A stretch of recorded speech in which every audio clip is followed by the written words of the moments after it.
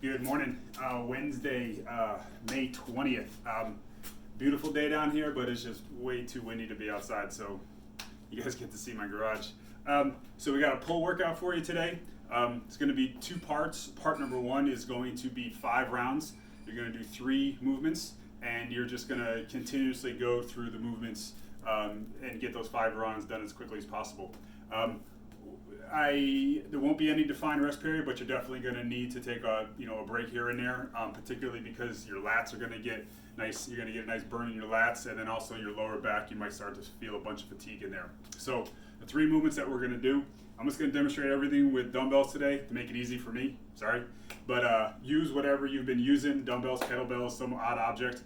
Use whatever you've been using. So you're going to start off. You're going to do each round. You're going to do 20 rows.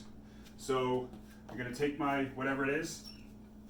I'm going to establish a nice strong hinge position, drive my butt back, belly tight, neutral spine, pull my shoulders away from my ears, and simply just pull my hands to in line with my belly button. 1, 2. All right, you're going to do 20. Now, those first, depending on the weight that you have, those first 2 or 3 rounds, you'll probably be able to get all 20 repetitions without any problem.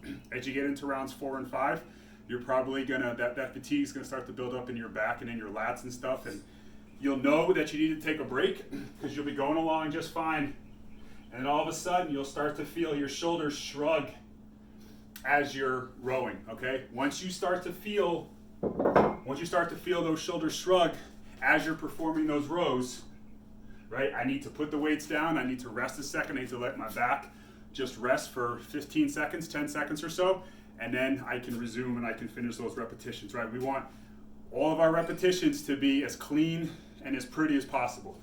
So always pull those shoulders away from the ears and then pull those hands to the hips or to that belly button, in line with that belly button. So you're gonna do 20. Then you're gonna keep hanging on to your weights, or we can do it without. And we're gonna be holding that weight in the bottom of a hinge position, and you're gonna do 10. You're gonna do 5 on each side. I'm gonna establish and maintain my hinge position. I'm gonna pull my shoulders down and back so I get a really strong contraction through my lats. I'm not gonna let my arms drop and my upper back round. I'm gonna maintain that really strong upper back position. And then from there, I'm gonna kick back to a single leg RDL. 1, 2, 3, 4, and you're going to do 10. So you're going to do 5 on each leg. So there's going to be a significant balance aspect to what you're going to do, and you're going to have to maintain that really strong position here through my lats, pulling my shoulders away, core nice and tight, really strong back position while I'm kicking the left, alternating the left and the right back into that single leg RDL position. The first few rounds, you'll probably be able to do all of them unbroken. As you get into those last couple rounds, you'll probably feel like if you're holding position correctly and you're having that really big engagement through your lats, you should feel a significant amount of fatigue where that's the part that's going to fail. At least that's what it did for me. That was the part that failed, was that these muscles in here, I just couldn't hold position anymore, and I had to put them down, rest, and then complete those last 2 or 3 repetitions. Then the final movement, the third movement in that little circuit, is going to be RDLs. So these you should be able to get all 20 repetitions each round without any problems. So holding up my weight, get to the top, squeeze my butt, squeeze my quads. 1, 2, 3, 4, and 5. Okay, so you will go through. We're gonna shoot for 5 rounds. We can go 3, 4, 5 rounds. You're going to do, again, real quickly. You're going to go from 20 bent over rows. Okay, once I've done my 20, then I'll go into 10 of these RDL to single leg RDL. You can do 5 on each leg, alternating. I'll just do 2 right now. So I'll establish that balanced position, get into that deep single leg hinge, go to the other leg, balance, strong, single leg hinge position.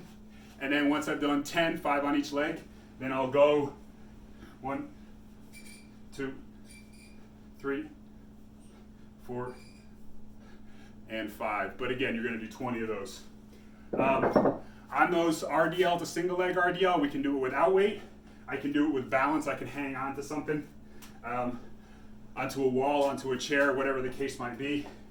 But again, I can do it without weight. I can cross my arms, or I can get a hand for balance and just kick back. Feel that nice stretch in the hamstring. And I can do my repetitions that way as well. So again, you're gonna do upwards of 5 rounds of that, 3, 4, 5 rounds. Then you're gonna do some upright rows and some curls.